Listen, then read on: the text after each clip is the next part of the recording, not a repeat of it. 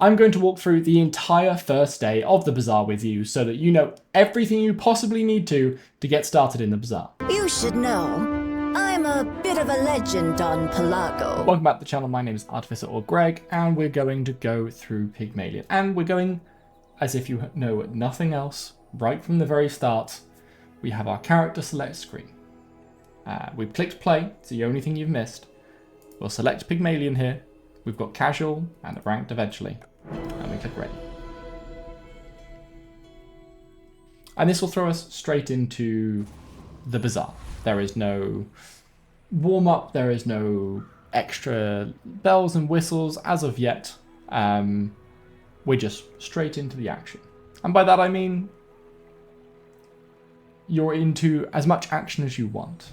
The Bazaar is an asynchronous game. You can play it at your own pace, do what you want.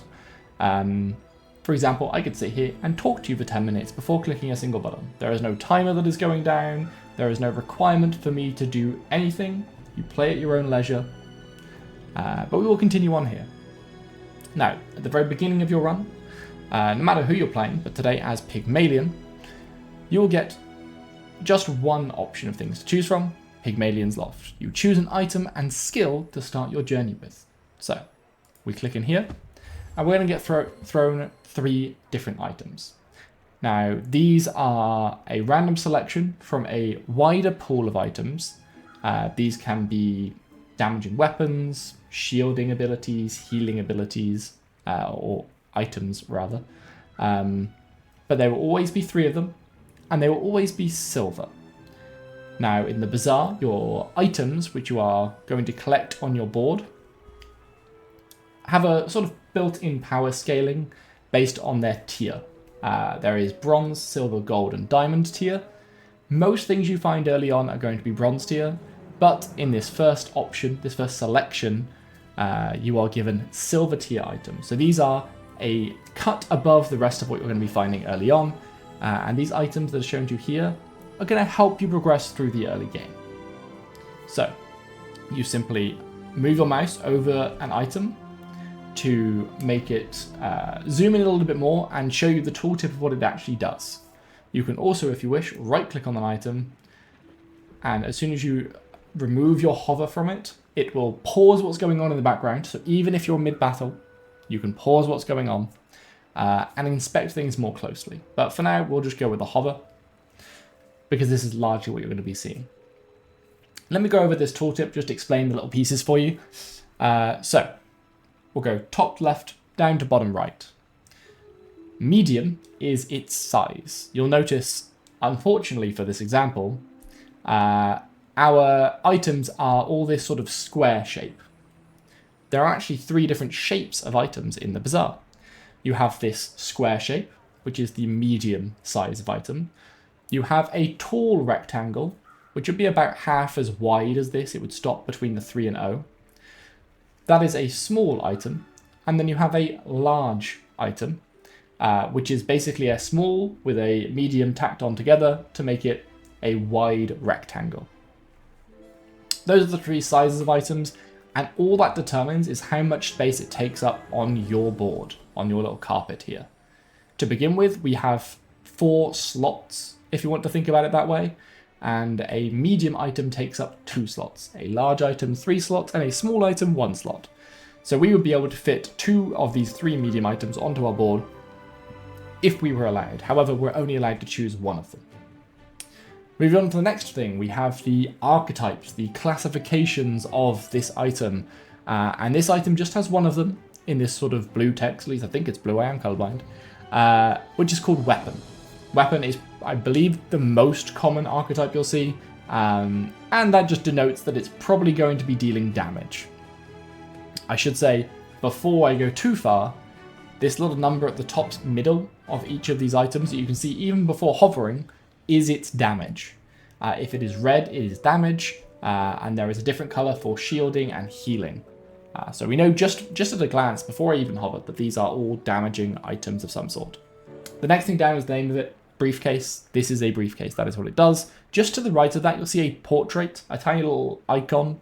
That's Pygmalion's face. This just denotes that this is a Pygmalion item. You will find this within Pygmalion's options. This has little relevance, although when you start mixing items from other characters later on in your run, it might be useful for you to know which ones you're more likely to see. For example, if you're playing Pygmalion as we are, you are much, much, much more likely to find Pygmalion items and be able to upgrade Pygmalion items. Next along, we have the big circle, 4.0 sec. This is how many seconds it takes for this item to activate and do whatever it is that little circle is pointing to. So, in this case, the briefcase will take 4 seconds to charge before it, we move into the next section, deals 30 damage, which is its main active ability. And that's what you'll find next to these circle cooldown markers with a little point on them, is after this amount of time, it will do this active effect. And that's effectively what makes up the rest of this tooltip, are its effects. The active effect, which usually appears above if it has one. Not all items have an active effect. This active effect dealing 30 damage. And then below that, if it has one, again, this item does have a passive effect. This is just something that happens all the time. You don't need to activate it yourself. Sometimes it will have a requirement. This one, in fact, does. So the... Don't take lunch breaks. Where's your hustle? Thanks, Pygmalion. The passive ability of Briefcase is when you sell this, get 2 spare change. So its requirement for the passive to be activated, I guess, is that you sell the item back to a vendor, and therefore getting 2 change back. And then last but not least, you see right at the bottom, it tells you how much the item will sell for. It sells for money. Typically, you buy things for twice what you can sell them back. So if something will cost you 2 gold to buy, in the future, you can sell it for 1 gold. And that's the tooltip. So knowing that, let me quickly go over the next one, Atl. This is a medium weapon. It is a Pygmalion item, and every 10 seconds, it will deal 20 damage. Now, as you see, it's got arrows pointing to everything in this box, so this only has active items. It has no passive. Also, after 10 seconds, this item's cooldown is reduced by 10% for this fight. So what that means is after 10 seconds, it'll deal 20 damage, and then its cooldown, the 10 seconds, will drop to 9, because 10% of 10 is 1, will drop to 9 seconds for the remainder of the fight that you're in. And we'll go over fights as we get to them, but just know that this is not a permanent effect.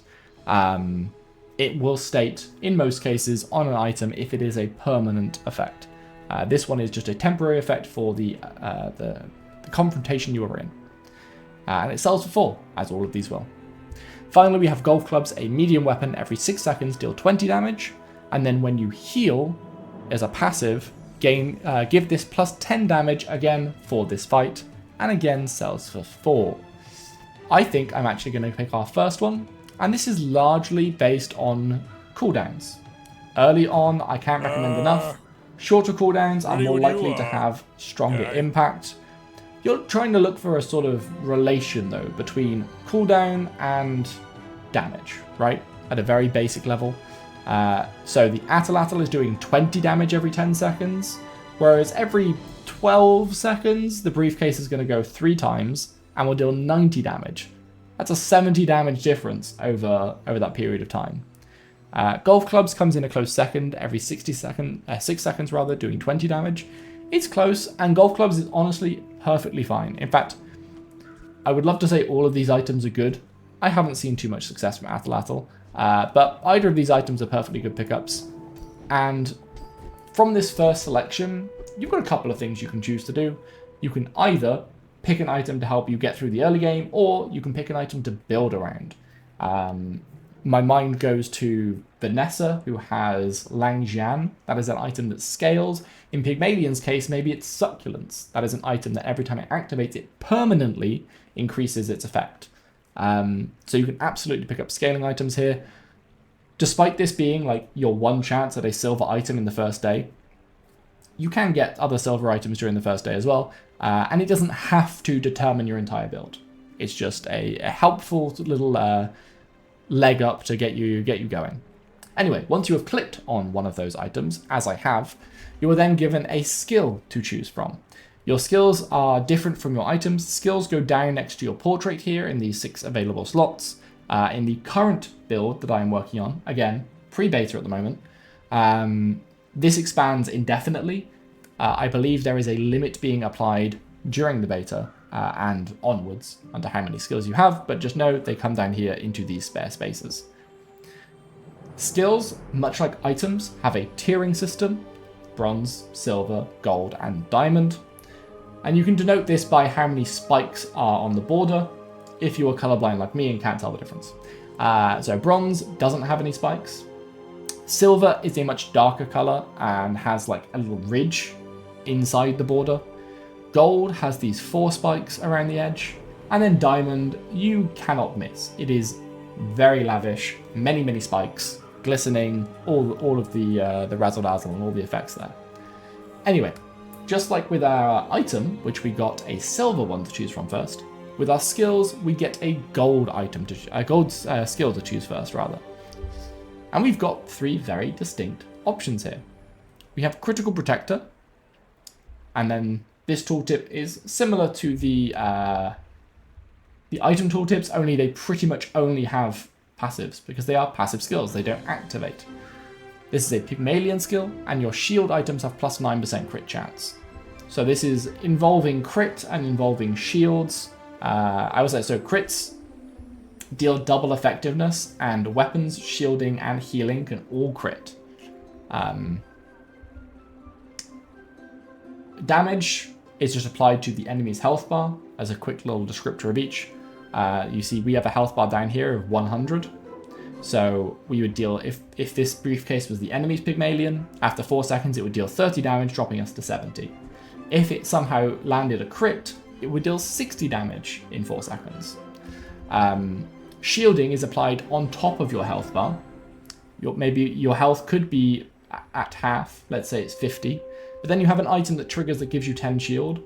You'll still be at 50 health, but you will gain 10 shielding on top of that, and all regular damage will affect shielding before it affects health. Last but not least, you have healing, and that is applied to your missing health. So if you are at 50 health and you heal for 20, you would go to 70 health. If you were at 90 health and healed for 20, you'd just go to 100. And equally, if you're at 100 health and heal, nothing happens, although the heal tick still activates for any skills that are relevant to that. Right-handed is our second option, and probably what we're picking.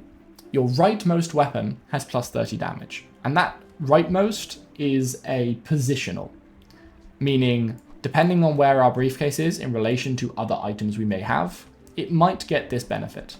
So if we had another item here and briefcase here, and they both did damage, the item to the right of our briefcase would get this benefit. But inversely, if our briefcase is all the way to the right, and it doesn't have to be all the way, there can be gaps so long as there are no weapons there that can, or no damaging items that can take the passive, then briefcase will take the benefit. In fact, it does have to be a weapon. And then last but not least, we have heal power. Your heal items have plus 12 heal. Very self-explanatory. All of your healing items will gain plus 12 heal. This can actually be quite nice, but I am going to take right-handed. So now my briefcase, you see, has already gained the plus 30 damage. I now have a 60 damage briefcase. Once we have done that, we finally get ourselves into the Bazaar proper. And this is what you'll see every encounter, with some exceptions. And by encounter, I mean over on the left here, we have this little clock, or compass as I call it, but it is a clock. It says that we are currently on hour 1 of day 1. And each one of these little dots will be an hour or an encounter. And an encounter is one of these 3 things that you can choose to do. So 6 times within a day, you will get to do a thing. The hour clock moves along the second you choose one. And when you run out of hours, you go into a PvP battle with an opponent. Each encounter, each regular encounter hour will land you with 3 different options. And in the current build, they're always in the same format. In the right, you have a free option. This is usually a chest that just gives you a random item. It might tell you it will be an item that heals. It might tell you that it's just a random item from an entire pool. It might tell you it's a random weapon. In this case, it is borrow. We would lose 1 income and gain 8 gold. Nice segue down into the bottom right hand corner here. Our gold is displayed here. This is 8, so we have 8 gold at the moment. You can see here this little price tag on briefcase reminds us that we can sell this for 4. So we have a grand total of 12 effective gold. And I know that the 2 spare change you can actually sell for more money. So we have more than that, but we're probably not looking to sell briefcase. So let's say we have 8 gold for now. Our income is to the left of that. That is plus 5. We get income at the very beginning of each day. So when the day hits 2 and the hour is 0, after our PvP battle, we will gain 5 more gold. This would lose 1 income to gain 8 gold. So we would lose one of our 5 constantly rolling income, but to gain 8 gold in the short term. This can be okay, but the earlier you get this, the worse. So you have your free slot on the right. In the middle, you have your event slot, as I like to call it. These can be a wide variety of things. In this case, we actually got a skill vendor. Skill vendors always appear in this middle section, and they will sell you more skills that can go down into these slots next to your character, based on a preference normally. Although there are some that don't have any preference and will just show you all skills. So Ryukon here sells weapon skills. So he'll sell us things like right-handed, or left-handed, or something that interacts with our weapon in some way. That might not be a bad idea for us. Events can also include permanent effects, short-term effects. There are things like a chocolate vendor, and you can go to them and buy chocolate bars, and chocolate bars, when you sell them, increase your maximum health permanently. There is a cafe you can go to that gives you a temporary buff until the end of the day. There are all sorts of events. This is the most varied section, and I always recommend having a read of what it does. And if it's not clear, and you're not in like a ranked game or like really need to win, go and investigate, see what it does. There's a lot of surprises to be found in the Bazaar, as you might expect. And then last but not least is our merchant slot. You will always find a merchant in this space who will sell you some number of items. And they'll usually have, as Barkun does here, a specific type of item they'll sell you. So Barkun sells medium and large items. So we'll get items that are the size of a briefcase or slightly bigger. There are a bunch of different merchants. We will get to know them as we go along. I should also add, while you're looking at these events, they do have a rarity themselves. At the moment, these all look like the sort of silver border around each one of them, which denotes that they are a sort of silver quality merchant. There are bronze, gold, and even diamond merchant events, rather. Although that is a system that they are investigating whether it should be displayed in a slightly different way. Regardless, early on it's usually pretty good to fill your board up before doing much else. If you know you want to go hard in on a weapon build, which Pygmalion rarely does, then you can go to Ryukon, but I will be going to Barkun. Oh, hello. Welcome to my business. And Barkun, as he suggested, will sell us medium items. When you go to a merchant and when you go to a skill vendor, you will be shown 3 different options to choose from. 3 is kind of like the magic number in the Bazaar. So we open Barkun and immediately we get 3 things that we can buy. We get a masterpiece, golf clubs, and cash register. And you notice they're not all weapons. Only golf clubs has that 20 in the middle. The other 2 do something else.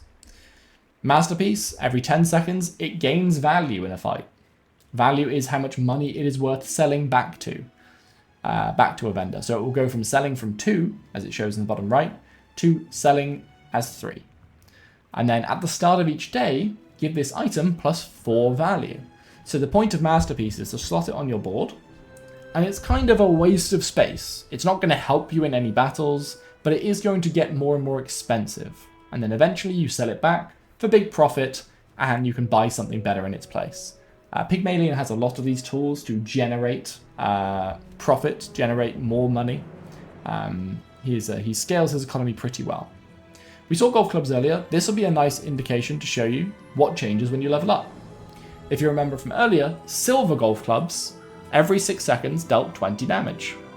And when you healed, it gained a lot more than 5 damage. I can't remember off the top of my head, but it was at least 10, maybe even 20. So that's the part of gold clubs that upgrades when you go to silver tier. It goes from being 20 damage and gaining 5 to 20 damage and gaining 10. Let's say 10. I think it was 10. Finally, we have cash register, which is a medium tool, which is the first of another type of archetype that we see here. And then at the end of each hour, this gives you a spare change. Spare change is something we saw from Briefcase. When you sell this, you get 2 spare change. Spare change is like a little token. It's a small item that its only value is to sell back to gain gold. It's basically like giving you gold. I am a big fan of cash register. I like having it. It's a lot of Pygmalion's items involve scaling based on you selling items. So cash register giving you free items to sell is fantastic. I would honestly take any of these myself, but there is another mechanic I wish to show you.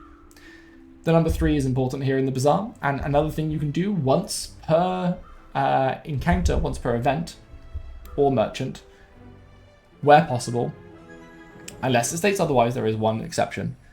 You can re-roll your shop options once for 3 gold. So if I click this now, I have 8 gold, I go down 3 to 5, and I'm shown 3 new options. And here we have our first large item, Hogwash. It's a large property, which is a new property, a new tag. Hogwash, every 3 seconds, it heals for 5. So there's our first healing item. You see this sort of pearlescent green gem in the middle of Hogwash denotes it as a healing thing rather than a damaging thing. It also has a passive that this has additional healing equal to the value of your adjacent items. So if you remember the portrait we had before, if we invested a lot into portrait, maybe it could become this massive scaling item for our Hogwash. We also have another new color of gem, and that is for silk. This sort of, correct me if I'm wrong because it's colorblind, this yellowish gem that has this very like sort of diamond encrusted pattern into it. These are shielding items. Silk is a medium item. Every 10 seconds it shields for 10. And when you buy another weapon, another non-weapon item, so this is an item that doesn't have the weapon tag, it gains +5 shield. And it doesn't denote permanently, but it is permanent. And then last but not least, we have the dog, a medium weapon and friend being another tag or archetype. Every 6 seconds deal 10 damage, and when you sell a small item, give this +3 damage. I am going to, for the sake of cuteness, probably take the dog. I would like to take Hogwash, just to show you guys what healing looks like. However, I know that I only have 4 slots on my board. And Hogwash takes 3, Briefcase takes 2, and I'm not going to be extending my board anytime soon. To extend your board, you need to level up. You get 1 experience per hour, and there are certain encounters that can give you more experience, including battles. You can always hover your portrait to see what you're going to get on the next level and how close you are to it. So our next level rewards are +100 maximum health, +2 item slots on our board, and then 1 random thing. Every hero has a selection of level up benefits that they'll get. For Pygmalion, it could be get bonus income. It could be make your items more expensive. It could be to get certain healing or shielding items, maybe. So we'll pick dog. Where's Mitchworth? Oh, and you see that now it's to the right of Briefcase. It's actually taking this right-handed benefit. And I don't want that, because dog takes 6 seconds to activate and Briefcase takes 4. So I'm just going to drag, drop, and swap. Now Briefcase does a ton of damage and dog does very little. When you're done, you click on the top right and you move on. It's a new hour. We're in hour 2 of day 1. And usually in this middle slot, in hour 3 rather than hour 2, but we had the extra first encounter for day 1. you have your NPC battle, your PvE fight for the day. This happens every single day, always in the same space, and you always get 3 choices. Now your day 1 choice is a little bit different from your future choices. In the future, you will have an easy fight on the left, a medium fight in the middle, and a harder fight on the right. They're not always massively different in skill level, and there'll be times even just based on matchup where you can beat the hard thing, but maybe can't beat the easy or medium thing. But just in general, that is the setup. Day 1, that is not the setup. Day 1, everything rewards you. As you see this Kyber drone, which is the name of the enemy. It's level 1, which is the little hexagon next to its name, and its rewards are 4 gold, 1 experience, and 1 item, 1 skill, one of its things. But then Fang Dinglet is exactly the same. It's level 1 with 4 gold, 1 experience, and 1 of its things. And the same with the Haunted Camino. 4 gold, 1 experience, 1 of its things. So we are just going to go and fight something that I know will only give me small items so I can sell them and make my dog stronger. So we'll go fight the Fang Dinglet. It'll be dog versus dog here. You click on it and you go into a battle. At this point, my hands are off the keyboard. This is an auto battler that ends very, very quickly. This day 1 fight is extremely easy. I've only nearly lost it once. So we get 1 of its items for killing or for defeating it, and we got the pelt. This only sells for gold. And what I just did there, you see my board is full. And when your board is full and you gain an item, it goes into this little chest in the bottom left. I click to open it, and here is my chest. I can drag and drop things into it if I want to store them. I can pull things out as I want them. Note that in this current build, things in your chest do not have their passives active, or their passives aren't being observed. So if I sold this pelt now, dog would not get any stronger. That might be changing in the future. We'll see. So for now, I want my dog to be active on my board, so that when I sell a small item, it gains 3 damage. I will sell pelt, and it now has 13 damage. And I gained 2 more gold. So here we are. The next hour, our free thing is XP, which is actually pretty handy day 1, because if you can get to level 2, you have 100 health more than most enemies you'll come across, as well as extra board slots, which potentially means extra damage. So there's a potential for me to take study here and try and get to level 2. There is also an event in the middle, which is a skill vendor again. Finn's Big Bite. He sells maximum health skills. So these are skills that are going to interact with my maximum health. And then finally, our merchant is Midsworth. He sells small and large items. I'm actually going to go to Finn's Big Bite to show you skill merchants. And there's also a specific one I am looking for, which I found. So Finn sells you these 3 gold, again, 3, important number, these 3 gold skills. There is Hearty, which just gives you plus 100 max health. Fantastic item, or skill even. I'm a big fan of this. I take this quite regularly. But that's all it does, just plus 100. They also, these other ones, like small gains, where you gain plus 25 max health for each small item you have. So we have none, this wouldn't do anything for us. And then balanced workout, plus 50 max health for each medium item you have. This at the moment is also plus 100 because I have 2 medium items. But there's the chance that this goes higher, whereas Hearty is always plus 100. So this is what I was looking for. Hearty is tempting, but I will take balanced workout for now. Now we have 200 max health. It does fully heal you before all fights, don't worry about that. Our next hour rolls around. We have regenerative tincture. I can't say that apparently. This will give you 1 regeneration. Regeneration is a sort of status that you get. This is a little bit of a leftover thing from a previous build where you had hero stats like strength and speed and regeneration. Most of those are gone now. Instead, we just have more skills, which took a bit of getting used to, but I actually really appreciate now. But regeneration still exists. Regeneration, you'll see a little 1 next to your health bar in like a friendly color, probably a green or a yellow. And what that's going to do is it's going to tick your health up that amount per tick of the game. I believe it's per second or per half a second. It's very, very minuscule to have 1 regeneration, so I would usually skip this. And indeed I'm going to this time. We also have 2 of our most sort of common encounters alongside that. We have JJ, who is the merchant. If you've seen the trailer, this is the guy that tries to sell a pair of boots to a robot with a wheel. JJ will sell you anything. Specifically anything that is tagged up as a Pygmalion item in this case. So we could go to JJ and get that. But I'm actually going to go to Deborah. Deborah lets you buy experience. At the moment you see we have 3 experience left before we level up. And we have 1 more hour left. So we're going to get 1 more experience before the fight. So we're missing 2.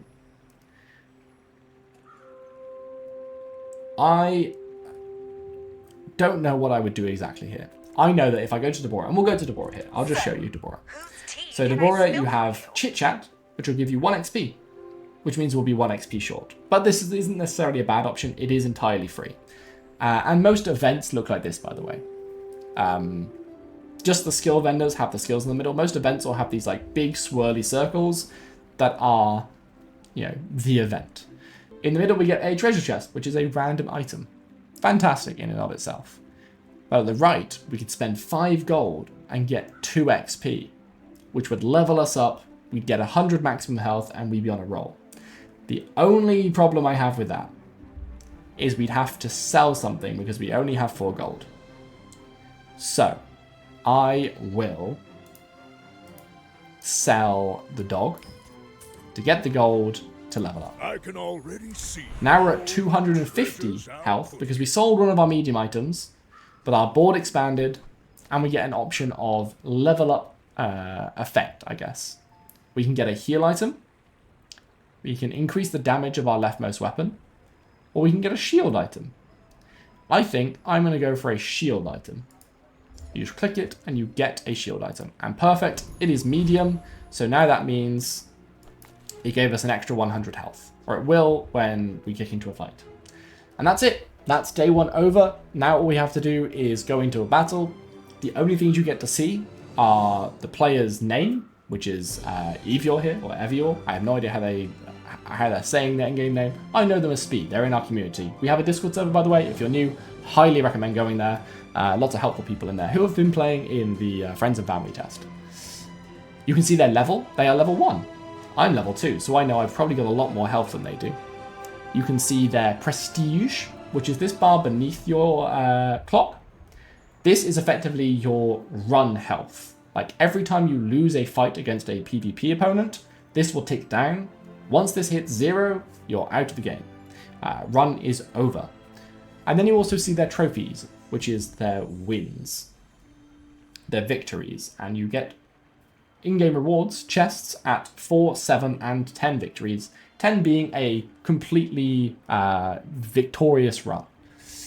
So day 1, there's not going to be much here, but in future days you might see that they have actually 0 wins and a bunch of losses. So you might think that this is an easier opponent, and maybe you want to put something in like that portrait that doesn't necessarily help towards the fight, but might help you scale later on. Or you see that they've won every game so far, they're on a massive spree, and you need to throw all of the items you have at them possibly.